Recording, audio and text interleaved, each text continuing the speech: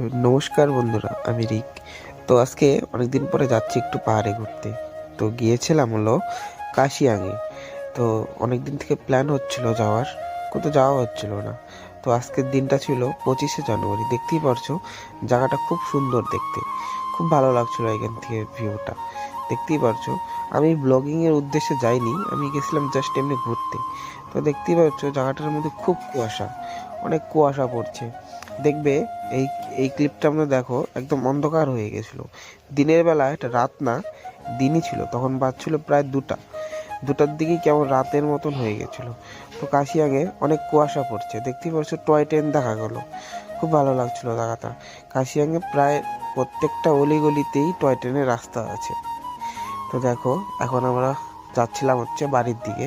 দেখতেই পাচ্ছো এই পাহাড়টা খুব সুন্দর লাগছিল। তোমরা যদি এরকম অনুভূতি নিতে চাও, তো তোমরাও কিন্তু ঘুরতে যাবে, অবশ্যই কাশিয়াং যাবে।